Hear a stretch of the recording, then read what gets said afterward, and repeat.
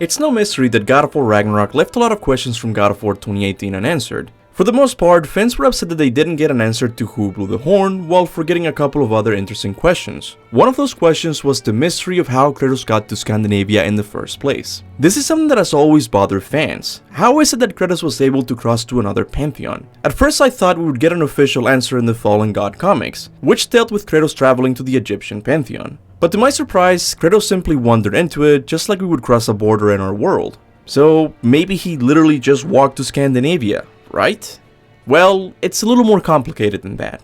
Because in the God of War 2018 novel, we learned that a mysterious hooded woman and 3 wolves were responsible for dropping Kratos off in Scandinavia. 2 of these wolves were Skoll and Hati, because later in the novel Kratos recognizes them in Tyr's temple. But to this day, we still don't know who the mysterious woman and the bigger wolf are. We know that Corey said that he would eventually get around to answering the question of who blew the horn, but given that Ragnarok has passed and Atreus is moving on, I say the only way he'll be able to answer this question is if he introduces time travel to the Norse pantheon somehow. And if they do this, the mystery of who brought Kratos to Scandinavia also becomes much easier to answer. Because without it, I think the most likely candidate for the hooded woman would have to be Athena.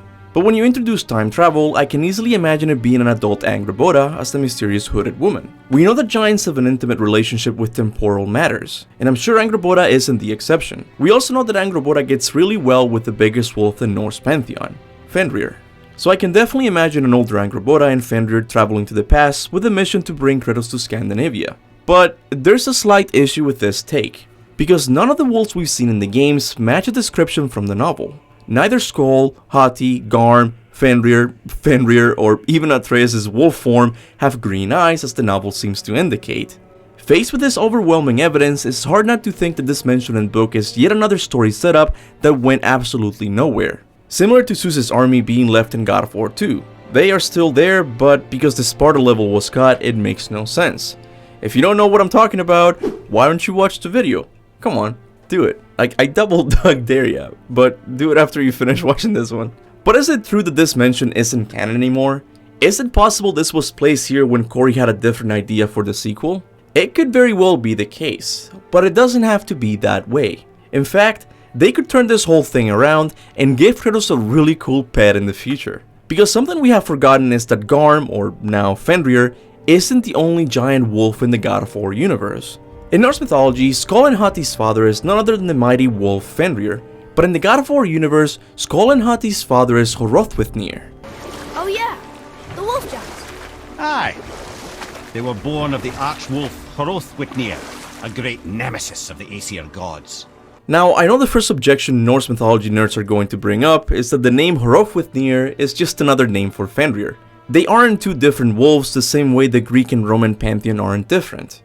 And you're right. But this fact is superseded when you have a developer from the game saying that Fenrir and Hrothwitnir are 2 different wolves. This means that in the God of War universe, there's technically 3 giant wolves. Garm, then later Fenrir, and Hrothwitnir, father of Skoll and Hati. And I'm willing to bet anything that the only wolf who will match the description from the novel is Hrothwitnir, the only giant wolf we haven't seen in the series yet. Nobody knows if Hrothwitnir is even alive to begin with. If he is, it's still possible that the hooded woman is Angrboda.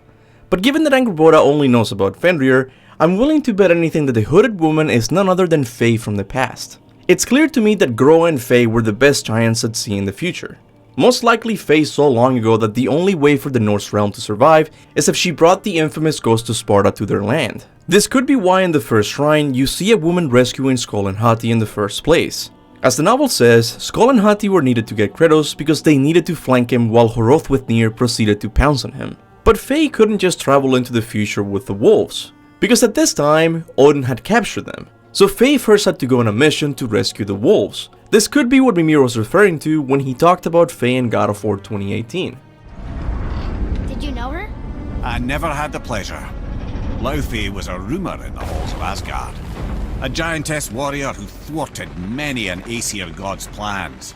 But if this woman is Faye, then who is this man? Another giant? I don't think this is the case. Think about it.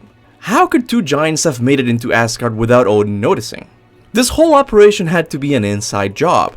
And who better to help the giants from inside Asgard than Tyr himself? That's right.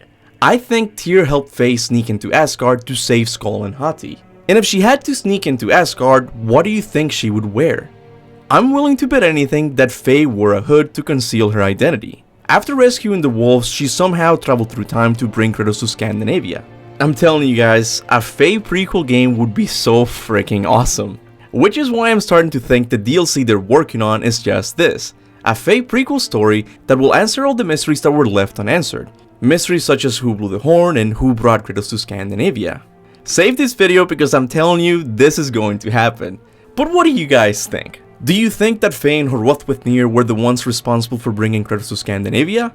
Or do you think it's another character we haven't met yet? Maybe Loki's daughter Hel? We don't know for sure. Whatever your thoughts and theories are, make sure to leave them in the comments section below. As always, I want to give a big thanks to all of my members for supporting the channel monthly.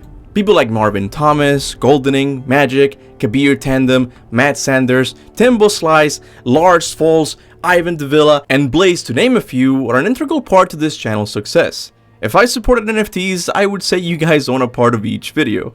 I hope I'm not giving YouTube any ideas by saying this. I would also like to thank everyone who likes and shares my videos. I know it doesn't seem like much, but trust me, it really does help. And with that said, thanks for watching, and remember, go forth in the name of Olympus.